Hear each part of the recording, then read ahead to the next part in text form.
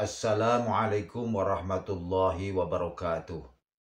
Pemirsa yang dirahmati Allah, marilah kita sama-sama ikuti tausiah dari panjenenganipun Romo Kiai Haji Mukhlason Rosyid dari Mojokerto. Semoga kita semua bisa mengambil manfaat dari apa yang didawuhkan nanti.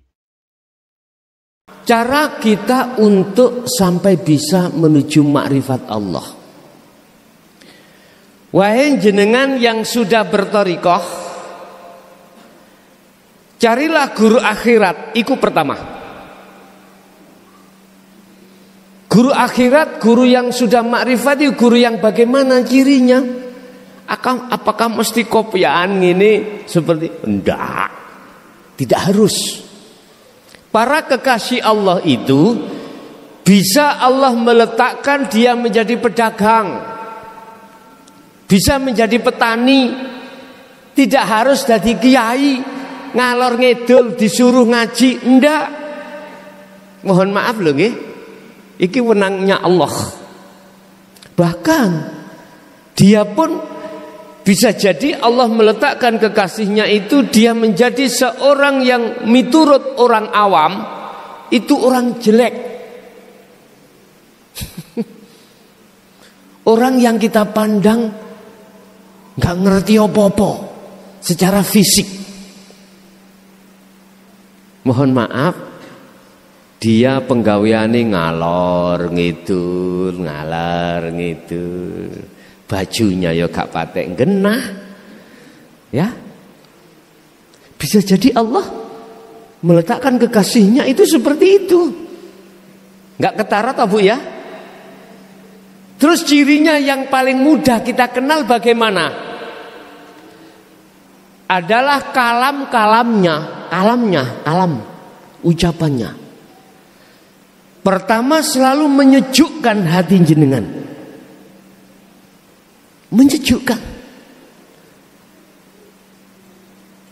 Selalu yang kedua kalamnya mengajak hatimu untuk mengenal Allah. Tidak diajak untuk bicara tentang dunia, enggak. Bagaimana ekonomimu bagus, tidak. Bagaimana yang belum nikah supaya cepat dapat jodoh, enggak. Bagaimana yang sakit biar lekas tidak. Beliau kalamnya selalu berorientasi mengajak hatimu untuk kembali kepada Allah. Wad'u ila rabbik, lekaslah dirimu untuk kembali kepada Allah. Otomatis iki yang dibahas adalah ilmu tasawuf. Contoh. Ibu bapak, selama ini jenengan sholat itu ingat siapa? Ingat selain Allah. Ingat istri, ingat anak, ingat suami, ingat pekerjaan. Lah begitu Pak ya, Bu? Kadang-kadang ingat kucing.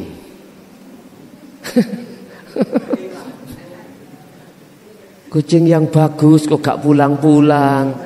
Ya. Sholat subuh biasanya itu sudah di dalam rumah gak ada. Allahu Akbar. Teringat. Terus terdengar kucingnya meong. Lah iko cepet Pak sholate. Mengapa demikian? Mohon maaf. Karena iman kita belum ihsan. Mohon maaf ya. Iman kita belum ihsan.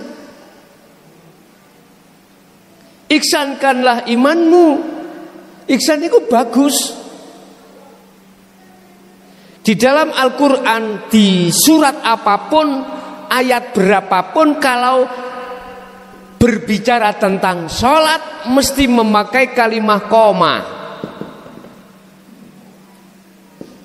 Tidak fa'ala. Enggak.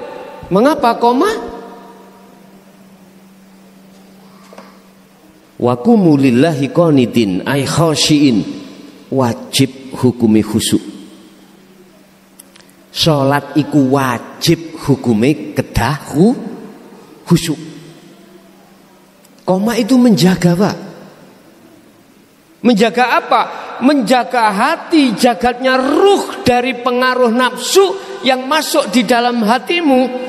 Sebab kita apabila belum ihsan, ketika kita sholat, mengapa kita teringat terhadap selain Allah? Karena di dalam hati kita dimasuki nafsu, dan nafsu itu membawa perkara-perkara urusan dunia. Apa? Wa yastahibbunal hayatad dunya alal akhirah. Ibrahim ayat 3. Nafsu itu memaksa hati kita, ruh kita untuk mencintai selain Allah. Apa di situ? Wa yastahibbunal hayatat dunya, kehidupan dunia. Makanya jangan heran kalau kelingan garwa anak dunya brono, jangan heran. Padahal Allah katakan lewat kalimah koma harus khusyuk. Bagaimana kita bisa khusyuk, Bapak Ibu? Iman kita belum ihsan. Bagaimana kita bisa khusyuk? Kita belum makrifat Allah. Terus tanya, di mana sih Allah itu? Lah gitu toh. Kok sawangane waduh ngono Allah? Buka di dalam surah Al-Hadid ayat 3. Huwal awwal wal akhir wadh-dhahiru wal batin. Wa qala aidan wa nahnu aqrabu ilaihi min hablil warid. Allah itu lebih dekat daripada urat nadimu. Allah itu di dalam dirimu, di luar dirimu, di awal, di akhir setiap persoalan. Mahuwa Allah? Yang mana Allah itu? Al-Isra ayat 1. Sebagai Isra Mi'raj Rasulullah ditegaskan, subhanalladzi asra bi 'abdi.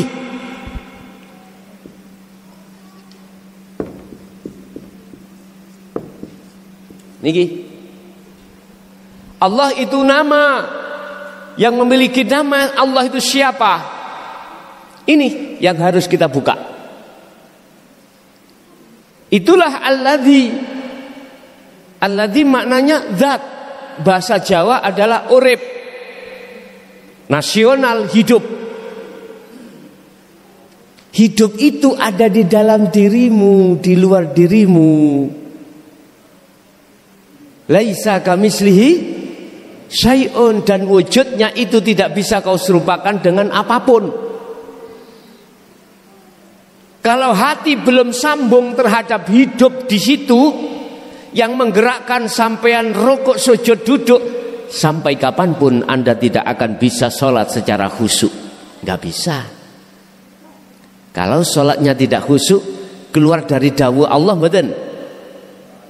Keluar. Tapi kita gak terasa. Karena apa? Karena kita hanya mengikuti syariatnya Rasulullah saja. Sementara didikan Rasulullah di dinul haq, dinul tauhid, hakikat makrifat ini kita abaikan. Anda pingin tahu, pingin mengerti ajaran Rasulullah di dinul haq ini, larilah kau terhadap ulama akhirat. Larilah kau pada ulama yang sudah makrifat. Kalau tidak lari terhadap beliaunya, jenengan tidak akan pernah mengerti. Gak akan pernah mengerti. Pak, saya berani berkata seperti ini karena memang kondisi kejiwaan ruhaniyah umat Islam hancur. Ya. Apakah tidak lebih baik ketika kita sholat khusyuk? Sampeyan pilih, penak di sholat sing gak khusyuk ambek khusyuk. Penak sing khusyuk ta? Kalau sampean pingin penak sing khusyuk, fattabi'uni, kata Rasulullah, ikuti aku. Ikutono aku.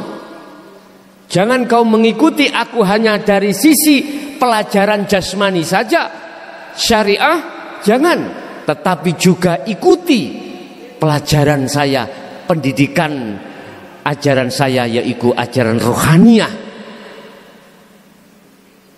supaya ruhmu betul-betul bisa kenal siapa yang sebenarnya Allah. Subhana maha suci sapa alladzi hidup asra kang nglakokake, asra kang yang memperjalankan sapa alladzi, basane alladzi bi abdihi kelawan kawulane alladzi. Dialah hidup yang memperjalankan Anda dari rumah sampai ke masjid ini. Mengapa kita tidak klik sambung hati kita, ingat yang memperbisakan sampai ke sini itu Allah. Sebab apa? Sebab sampean belum kenal Gusti. Wis titik. Mengapa kita ketika sholat kok lari dari Allah alias lupa, lalai, kok malah ingat pada selain Allah? Karena belum ada sambungan ruh dengan hidup dengan Allah di dalam maupun di luar diri kita. Sehingga lalai kita ketika saat rukuk, siapa yang merukukkan, sujud siapa yang mensujudkan, lalai semuanya. Akhirnya kita sholat ini banter-banter gopoh kabeh. Wis ruha. Iki fakta. Fakta ini. Tadi dikasih judul untuk mengenal Allah. Oke. Anggaplah kita sudah bertemu terhadap figur ulama akhirat. Oke. Sampai teng mriku iku to apa sing ditausiahkan. Bila perlu jenengan bisa untuk hadir ke dalamnya, sampai hadir. Nek mboten saged hadir, kalau beliau ketepatan itu bertausiah lewat YouTube, ikuti. Karena jauh, ikuti. Tapi harus ada sambungan, Pak. Biar sanad keilmuannya itu mutasil. Ya, apa sambungannya? Nomor HP-nya sampai minta. Mbah, nomor HP-nya berapa, Mbah? Ngono ya. Supaya jenengan itu ketika belajar itu ada yang tidak paham bisa langsung tanya.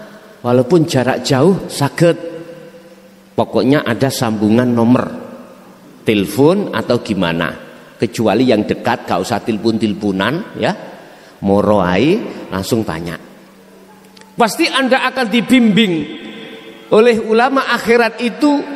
Yang beliau bimbing hanyalah perkara-perkara pendidikan hukum hakikat untuk menuju makrifat Allah. Ternyata apa? Yang terjadi, Anda pasti akan diperintahkan untuk kholwat, diperintahkan untuk uzlah. Yang ini Rasulullah katakan di dalam surah Al-Insan ayat 25-26. Uzlah niku wajib, kholwat iku wajib. Ya. Fungsi daripada kholwat adalah yakfur bitaghut wa yu'min billah. Membersihkan cintane hatimu terhadap perkara-perkara selain Allah yang kadung masuk di dalam hati, yang di dalam Al-Quran Allah katakan fi qulubihim maradun fazadahumullahu marada, disebut sebagai penyakit, disebut sebagai hijab. Ini yang menjadikan hati kita tidak bisa sampai pada Allah karena ada satu penyakit di dalam hati.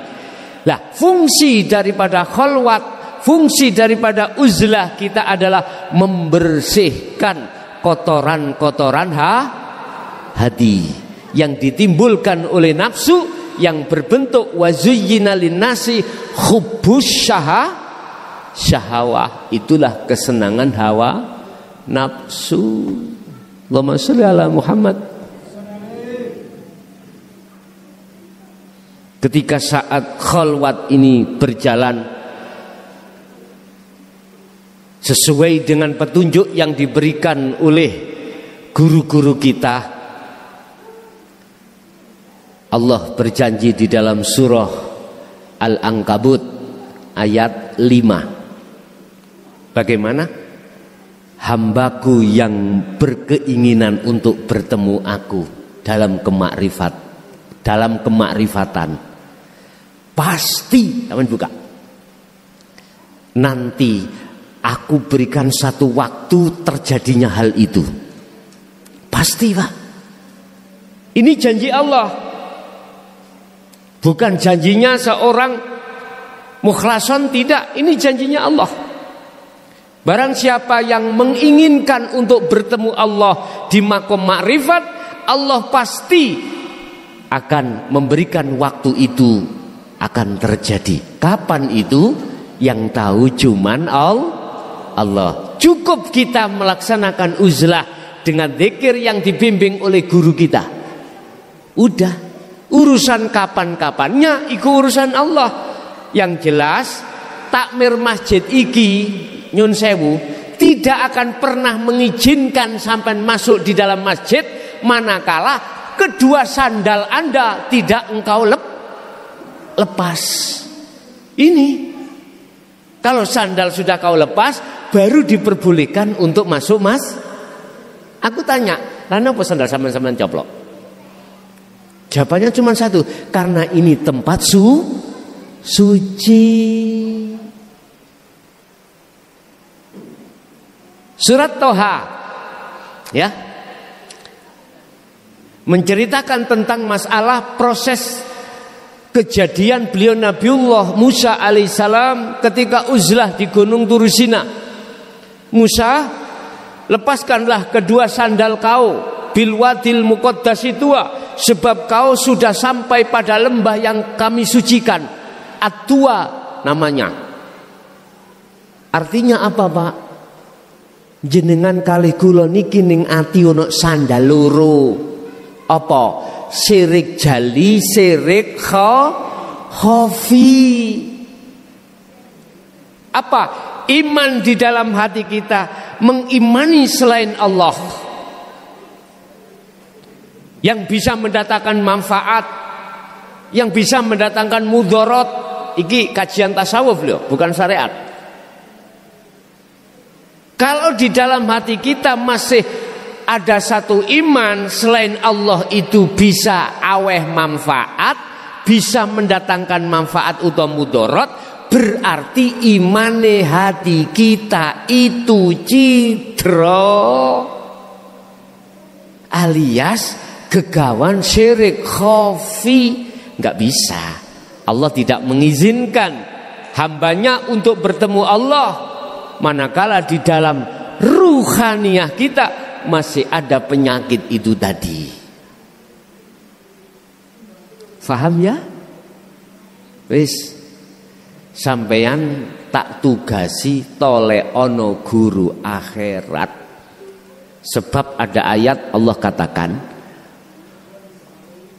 mangkana fi hadhihi a'ma fahuwa fil akhirati a'ma wa adallus sabila. Barang siapa saat di dunia mata hatinya atau ruh ini buta terhadap Allah alias belum bertemu Allah, kok ya sudah kedatangan kematian, maka di akhirat pun juga begitu, buta alias gelap. Wa adallus sabila, jalan kita bahkan lebih sesat lagi. Makanya beliaunya Mbah Yai Sanjang, nggak ada jaminan kau ketika sudah di dunia manakala gak gondelan ulama yang makrifat, gak ada jaminan bisa masuk surga, nggak bisa. Di situ, Pak. Apabila kau tidak bisa makrifat sendiri, maka dekatono ngerangkulo ambek ulama yang sudah makrifat. Pasti dididik sampai mengke. Anda pasti akan diberikan wejangan bagaimana cara sholat yang benar, bagaimana cara zakat yang benar, haji yang benar, puasa yang benar. Itu nanti akan dibahas sampean iki. Ingat, kita itu suatu saat akan mati, Pak Bu. Kau bawa roh kampean kali kula, kau bawa kemana? Allah sudah katakan, wa inna ilaihi rajiun, harus kembali. Bagaimana Anda bisa kembali? Wong mata hati kita, mata ruh kita itu buta. Enggak bisa. Kalau enggak percaya, tolong, semua yang hadir ini sudah tahu rumahnya masing-masing nggih? Nanti habis ngaji, ayo merem kabeh mulih. Nyampe di rumah, halo, enggak akan bisa. Iku logikanya seperti itu. Jasad punya meripat, mata Allah kasih namanya ainul basyariyah untuk melihat urusan dunya, untuk melihat makhluk sesama, hablum minan nas. Ruhaniyah kita Allah kasih mata yang disebut ainul basirah untuk melihat Allah. Wa ma umiru illa liya'budullaha mukhlishina lahud, hanya untuk menyembah, artinya hanya untuk ma'rifat pada Allah, hanya untuk melihat dan bertemu siapa yang kita sujudi, siapa yang kita sembah.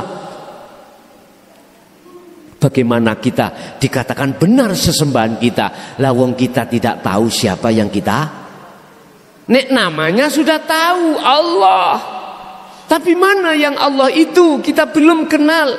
Mengapa kita belum kenal? Karena belum dididik ajaran Rasulullah hakikat menuju ma'rifat. Ini persoalannya. Dan ilmu ini sejak beliau Sayyidina Ali sampai 2014 ditutup-tutupi. Jelas siapa yang menutupi? Iblis. Al-Hijr buka ayat 39 sampai 42. Iblis sengaja menutupi ini supaya umat Muhammad itu bisa dijerumuskan terhadap jurang-jurang kemaksiatan terhadap Allah Subhanahu wa ta'ala. Illa ibadaka, kecuali hambamu satu ya Allah yang tidak bisa kami jerumuskan. Sinten? Al-mukhlasin, hamba yang selalu bebersih hati dari kotoran hati yang ditimbulkan oleh hawa nafsu, yaitu duniawiyah. Karena apa beliau bisa seperti itu? Karena beliau sudah memegang tali Allah. Apa tali Allah itu? Itulah adzikru bisiril asror. Al-Baqarah ayat 256. Talinya Allah. Al-Baqarah 256. Allah katakan, la ikraha fiddin qad tabayyana rusdu minal ghayy wa may yakfur bit-taghuti wa yu'min billah faqad istamsaka bil urwatil wuthqa lam fisama laha. Pegang teguh taliku ini. Sementara yang memegang teguh tali ini adalah para ulama-ulama arifun, ulama yang sudah makrifat pada Allah. Fungsinya di dalam ayat itu dijelaskan, fungsinya tali Allah adalah yakfur, meninggalkan, membersihkan at-taghut, kotoran hati, wa yu'min billah, dia pasti bertemu Allah. Ternyata yang bisa membersihkan kotoran hati, kita kembali kepada bab masalah zikir, itulah adzikru bisiril asror. Ada zikir jahr, ada zikir siri, ada zikir sirul asror dan fana'ul zikri. Ini Pak, yang zikir sirul asror lah yang bisa membersihkan kotoran hati dari pengaruh-pengaruh hawa nafsu. Allahumma sholli ala Muhammad.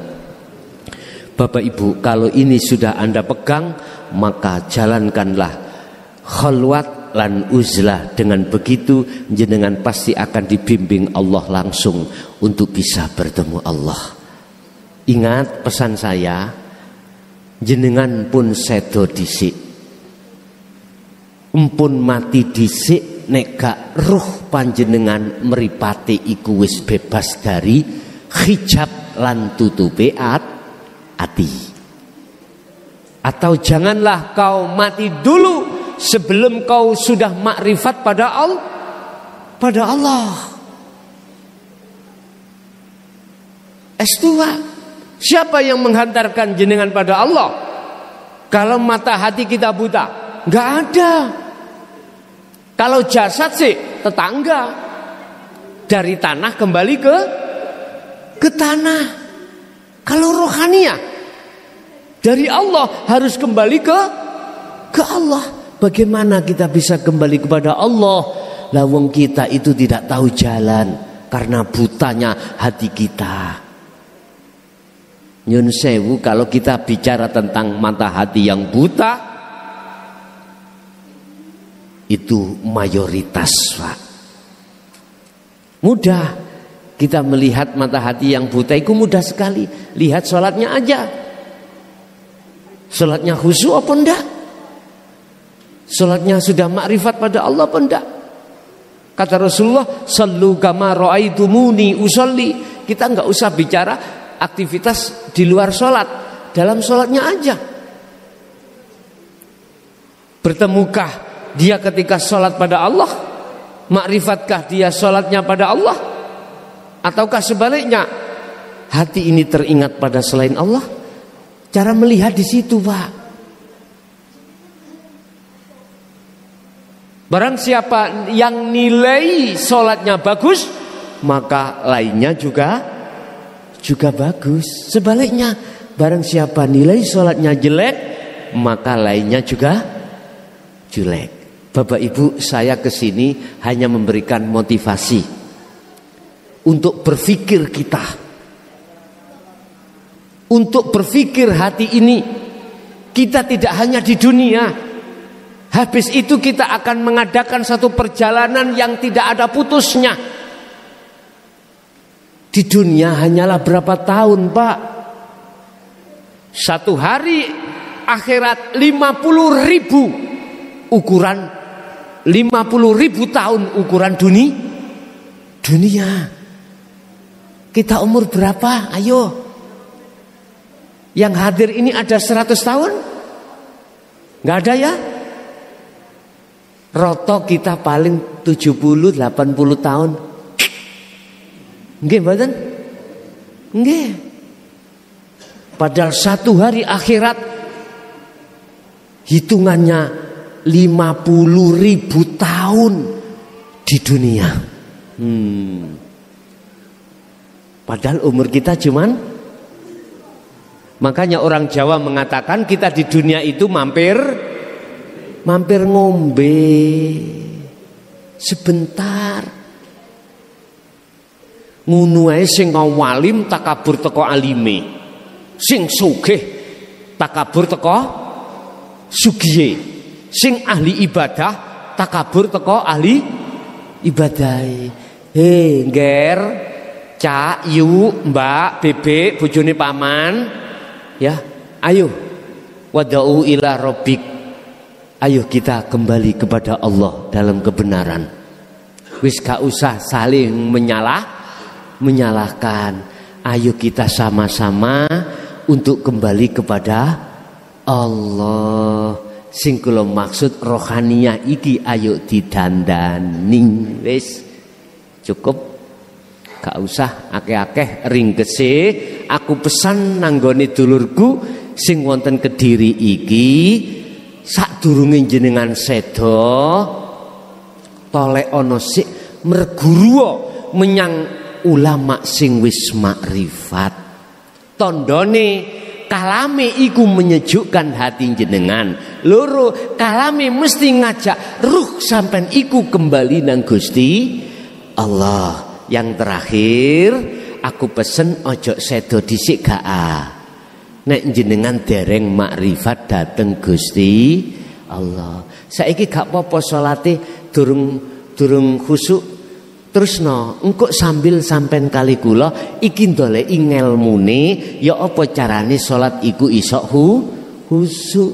Mengapa Rasulullah dipanggil Allah lewat surat Al-Isra untuk mengadakan proses perjalanan Isra Mi'raj dari Masjidil Haram ke Masjidil Aqsa, proses Isra dari masjid ke masjid itu proses syariat, ya, proses syariat. Sedangkan mi'rajnya dari Masjidil Aqsa ke Sidratul Muntaha itu proses hakikat makrifat sampean khusus dalam ruhaniyah.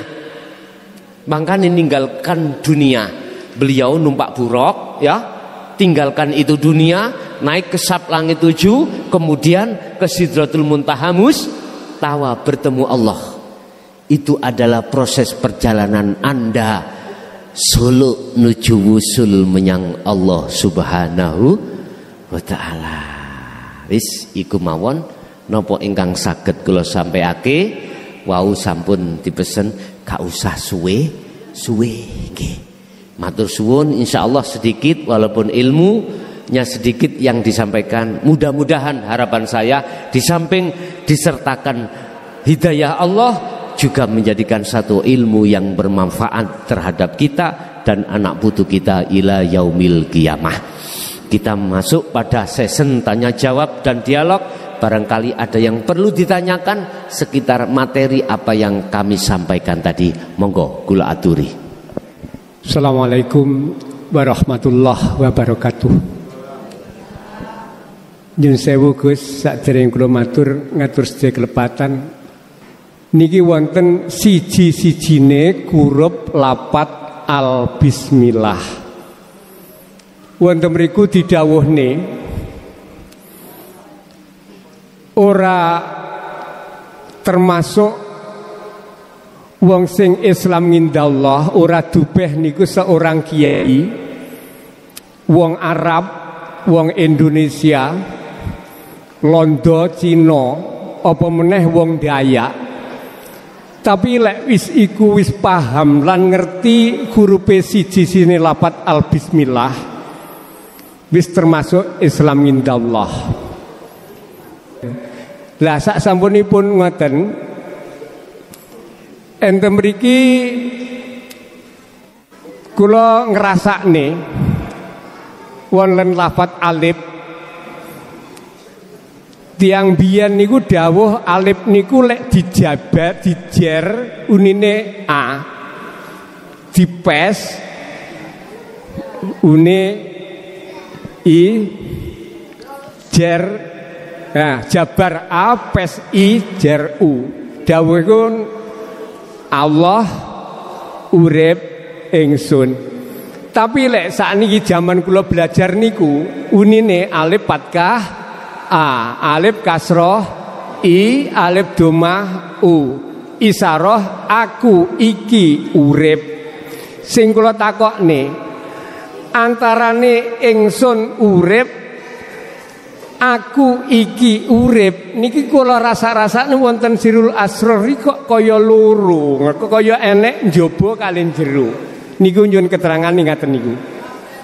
Nyuwun sewu nyuwun ngapunten sanget. Lah sing terakhir wonten akhir-akhir niki sak sampune muncule panjenengan viral yang ngaran cah nom niku ngetren wis kondang niku. Kula raos rasne niku sing kathah-kathah ngambah dhateng ngarsane Allah niku tujuane kayane untuk menuju makrifat billah. Ning tempone nyata-nyatane isine niku pengen iso dadi dukun, piye rezekiku iso lancar dan piye iso aku dadi wong kondang dengan dasar niku. Kula dhewe nate dipun atur ning ngene cara wong Jawa ngarani dinyek. Kowe ngaji rono-rono ngono kuwi mau nyatane kowe enek bocah nangise ndak iso nambani. Kuwi tak keteges pret ngeten iki. Kosong ngeten. Lah mula saka niku umpamine untuk iso sing kondang iso geng ngeten iki numpang wonten sirul asrar niku napa saged? Napa sirul asrar khusus untuk menuju makrifat billah berdasarkan Islam indallah. Nyun ngapunten keterangan nika menawi wonten kelepatan kula nyun ngapunten ingkang kula dambakne saged njawab niku panjenengan. Ngapunten Gus. Assalamualaikum warahmatullahi wabarakatuh. Waalaikumsalam warahmatullahi wabarakatuh. Kita manusia itu ada beberapa golongan. ada golongan ahli hijab, ada golongan ahli syuhud. Tadi yang disebut, yang ditanyakan pertama, al-bismillah.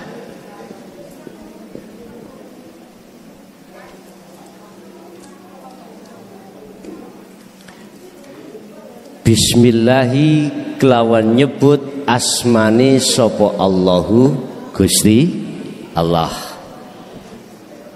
Berarti Allah itu adalah isim, nama. Sifate Ar-Rahman, Ar-Rahim. Tadi ditanyakan, siapapun manusia jikalau tidak tahu al-ma'rifat al-nya bismillah iku ruhnya itu munggu Gusti Allah, tergolong ahli hijab, tergolong ahli yang tertutup hatinya pada Allah. Terus apa yang dimaksud al di sini? Inilah Bapak Ibu, seseorang yang hatinya sudah mengenal yang memiliki nama Allah, sudah bertemu terhadap yang memiliki nama Allah. Laksana jenengan kenal saya hanya nama, ditonton ning YouTube channel Ponpes Jaya Baru misalnya ya, kenal jenenge tok lewat gambar tapi belum ketemu orangnya. Aku yakin suatu saat jenengan ini ketemu saya di masjid mana sholat bareng, gak mungkin menyangka kalau saya ini yang memiliki nama Mukhlason. Sama kita sholat dimanapun, kita tidak akan tahu di depan, di belakang, di kiri kanan, di dalam, di luar kita ada Allah, karena belum ketemu. Lah bisanya ketemu bagaimana? Carilah orang yang dekat kepada saya, entah anak saya, entah istri saya, entah orang tetangga saya dan lain sebagainya, baru menghantarkan ke rumah saya. Itu loh namanya mukhlason, akhirnya kenal mengenal. Suatu saat jenengan ketemu saya di pasar, pasti jenengan ini tidak akan pernah keliru. Ngoten nggih? Terhadap Allah juga begitu. Kita sudah dihantarkan oleh para masyayikh kita yang sudah sampai pada Allah, digenahke, kita tinggal meraktekke, pasti kita tidak akan pernah lalai dari Allah Subhanahu wa taala. Itulah yang dimaksud orang yang sudah tahu alnya bismillah. Makanya di sini mengapa ada Ar-Rahman, mengapa ada Rahim? Ar-Rahman ini seluruh umat manusia, Ar-Rahim ini mereka yang sudah sampai pada Allah. Makanya disebut di dalam syariat itu Ar-Rahim, khusus orang yang beriman. Imannya sudah hakul iman, bukan imannya hanya di nurul iman. Islamnya sudah sampai pada kafah, sudah sempurna. Sudah sempurna, imannya itu sudah sampai puncak, yaitu makrifat Allah. Jadi al-bismillah di sini maksudnya adalah al-makrifat, makrifat hati jenengan, tidak namanya tapi yang memiliki nama Allah. Itu yang pertama. Terus yang kedua, terkait masalah apa tadi? Sirrul Asrar. Oke. Untuk mencapai tahapan zikir yang sampai pada ma'rifatullah, memang benar itu adalah zikirnya Sirrul Asrar. Cuman kita bahas dulu mulai awal. Kita di dalam syariat dididik kalimat tauhid, la ilaha illallah. Ini didikan kita di dalam syariat. Akhirnya muncul zikir namanya jahri, di lisan diucapkan, tidak ada Tuhan kecuali Allah. Prakteknya adalah nafi isbat. Nafikanlah la ilaha di dalam hatimu, isbatkanlah ilallah. Artinya nafikanlah di dalam hati kita sebenarnya itu tidak ada selain Allah yang berupa dunia dan seisinya. Berhubung sudah dimasuki duniawiyah, nafi perintahnya, bersihkan. Setelah kau membersihkan baru isbatkanlah ilallah. Artinya jikalau kau sudah mau melepas sandalmu, kau diperbolehkan masuk masjid. Paham nggih? Oke. Yang kedua, kita dididik tauhid la ilaha illa huwa. Ini munculnya di thariqah, kita mengenal dzikir sirri atau dzikir khafi. Lah, di sini dzikir yang diucapkan di dalam hati, lewat napas, lewat jantung, hu Allah. Itu pendidikan kita ketika saat di tauhid la ilaha illa huwa. Tetapi ingat, Rasulullah juga mengajarkan tauhid tingkat yang ketiga, la ilaha illa anta.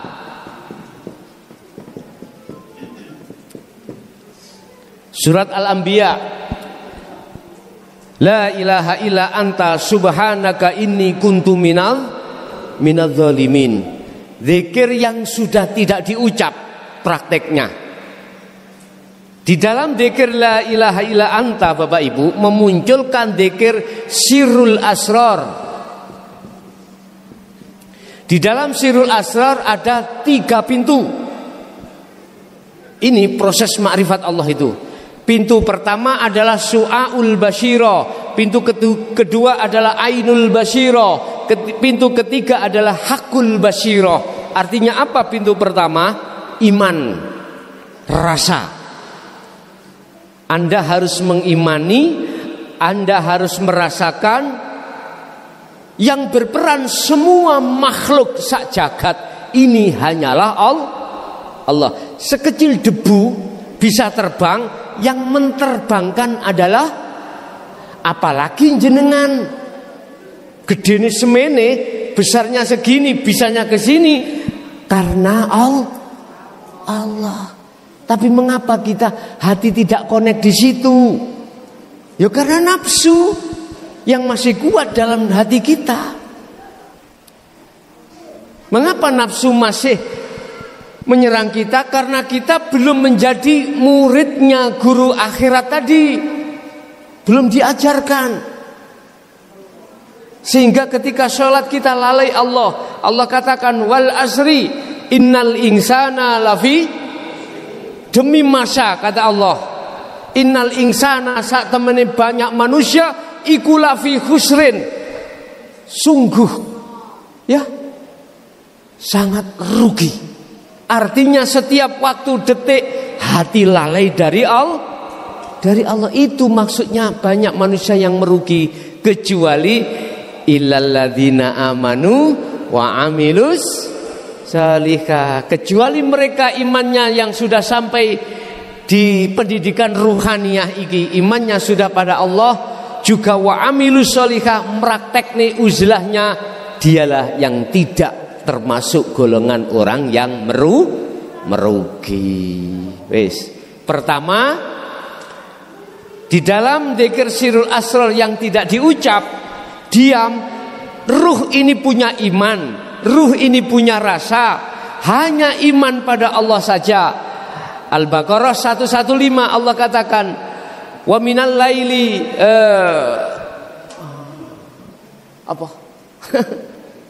minal masyriqi wal maghrib fa aina ma tuwallu fa thamma wajhullah. Mulai jagat etan sampai jagat kilen, ya, semua adalah milik Allah. Artinya Allah yang berkuasa. Di mana kau menghadap, di situ ada wajah Allah. Itu nanti pendidikannya ada di situ Bapak Ibu. Jadi hati jenengan hanya merasakan kehadiran Allah yang segala-galanya. Sing ngobahke, sing ngambeknone, sing nglakokno mripat iki, sing nglakokno kuping iki. Ati terus dipenuhi adalah Allah Subhanahu wa ta'ala. Iki ya kudu dikulinakno, dibiasakan.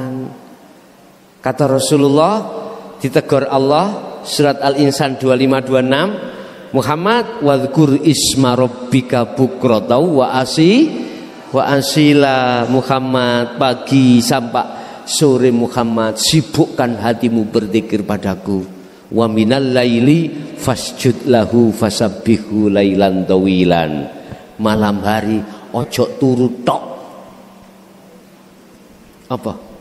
Fasabbih, bersih, bersucilah hatimu dari kotoran hati. Tawilan, lailan tawilan, sing dawa, sing suwe, artinya semampu panjenengan. Ngoten nggih? Artinya zikir. Wis, zikir pertama, zikir sirul asro tahapan pertama hanya merasakan, mengimani, jangan pernah mengimani selain Allah, selain urip yang berperan, selain hidup yang berkuasa, selain hidup yang menggerakkan, selain hidup, jangan. Cukup bagimu untuk mengimani semua apa yang terjadi baik di dalam dirimu maupun di luar dirimu semata-mata Allah Subhanahu. Ini gak diucap tapi dirasa. Paham ya? Nanti kalau rasa itu sudah dianggap Allah cukup, Allah memperjalankan ruh itu ke Ainul Basirah, bertemu Allah. Syaratnya selain Allah dalam dirimu itu sudah tiada, termasuk dirimu aran ruh itu sudah lebur, sudah fana. Kul, katakan Muhammad, huwallahu ahad. Jelaskan tentang ahad itu bagaimana di dalam makom makrifat itu. Wa ammal arifuna la yarawna li anfusihim syai'an. Kalau sudah di titik nol di situ, dirimu sudah tiada. Man arafa nafsa faqad arafa. Sing sapa wonge roh awake, mongko temen-temen dheweke roh pangeran. Maksude urip ning awak sampean iki lho, aja diaku-aku uripmu, paham? Iku uripe Allah. Urip iku Allah. Makanya tadi dikatakan yang terakhir, ada beberapa tahapan tahalli, tajalli. Fungsi tahalli adalah menghilangkan keakuanmu, urip iku mau sebab diuripi Allah, hilangkan. Biar kau tidak merasa dirimu adalah hidup. Hilangkan. Setelah itu kau lakukan, maka tajalli artinya menetapkan kune Allah. Surat Al-Anbiya ayat 25 Bapak. Wa ma arsalna min qablika mir rasulin illa nuhi ilaihi annahu la ilaha illa ana fa'budun. Nah iki yang terakhir, la ilaha illa ana fa'budun. Ini melahirkan zikir yang disebut fana udzikri. Niki cuman aran loh ya, aran. Bukan diwirid nih la ilaha illa ana, la ilaha illa ana. Enggak. Bukan diwirid nih fana udzikri, mboten.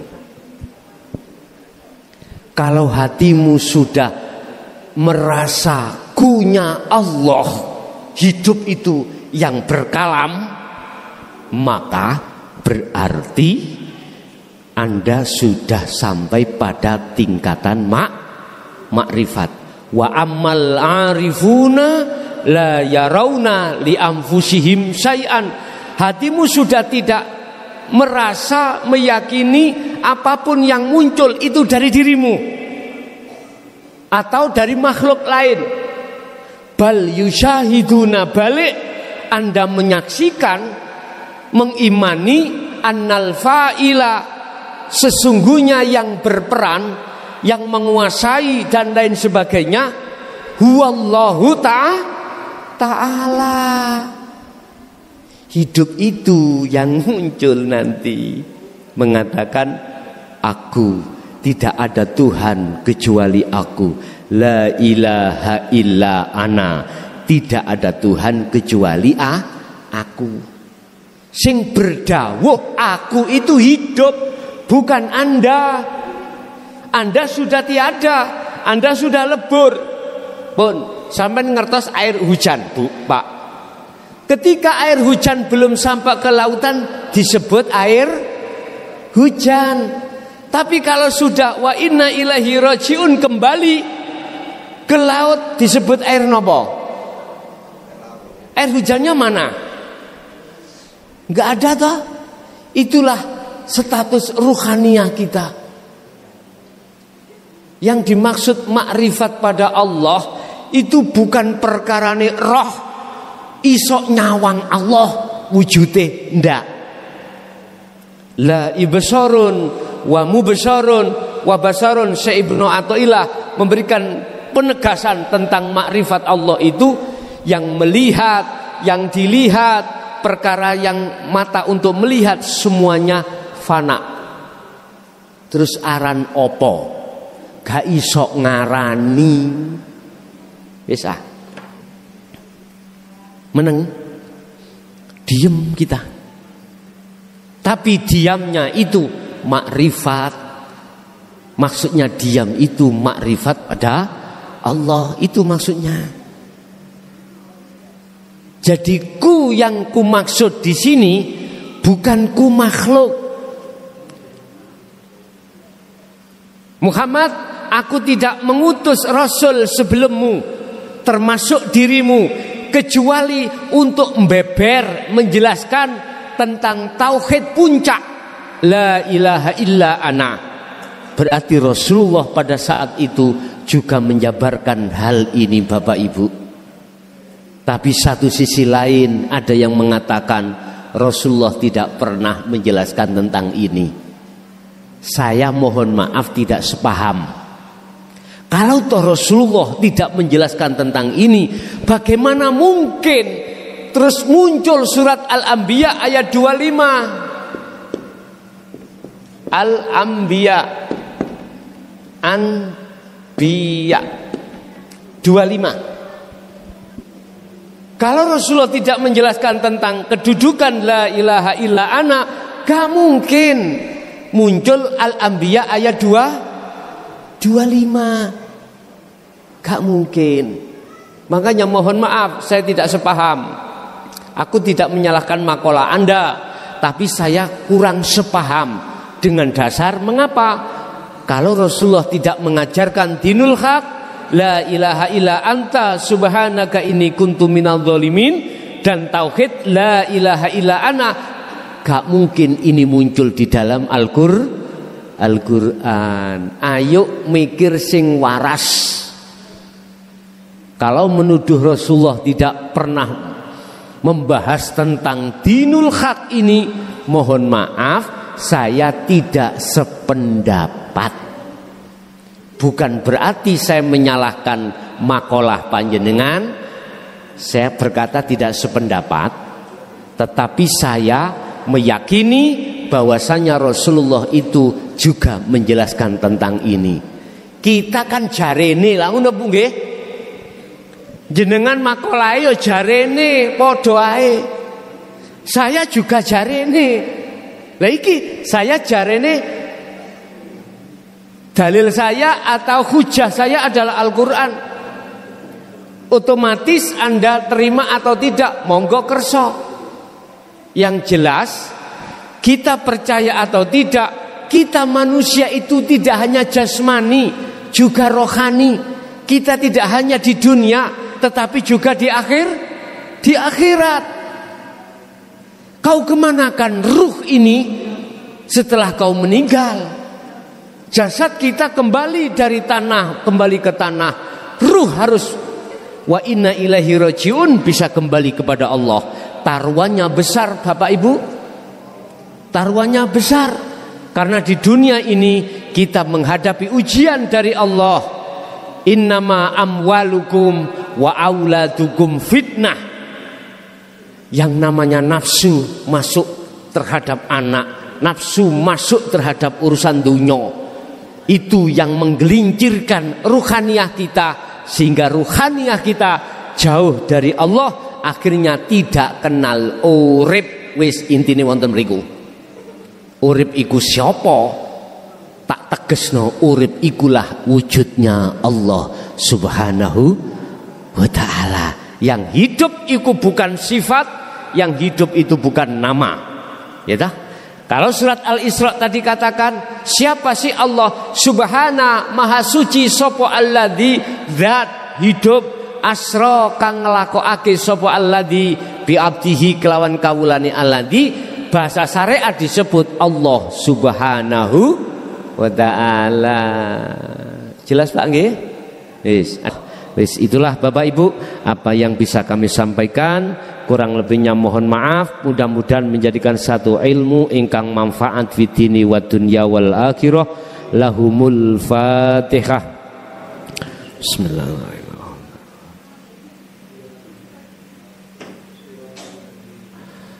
Allahumma salli wa sallim ala sayyidina Muhammad. Alhamdulillahi rabbil alamin. Allahumma sallimna wal muslimin min afatid dunya wa adzabil akhirah. Allahumma ya fattahu ya alim iftah lana bi futuhil arifin wa ila aulatina wa azwajina wa dzurriyyatina wa ahli baitina. Rabbana taqabbal minna innaka antas samiul alim wa tub alaina innaka antat tawwabur rahim.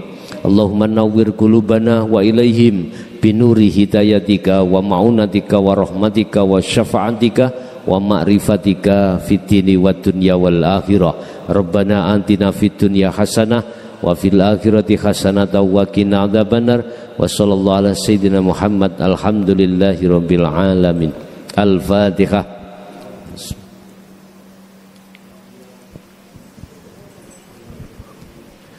Kurang lebihnya mohon maaf. Akhirul kalam. Assalamualaikum warahmatullahi wabarakatuh. Allahumma sholli ala Muhammad. Pemirsa yang dirahmati Allah, demikian tadi tausiah dari Kiai Haji Agus Mukhlason Rosyid dari Pondok Pesantren Jaya Baru Bangsal Mojokerto. Semoga apa yang didawuhkan kita bisa mengambil manfaatnya. Demikian dari saya sebagai pengantar acara. Kurang lebihnya kami mohon maaf. Wassalamualaikum warahmatullahi wabarakatuh.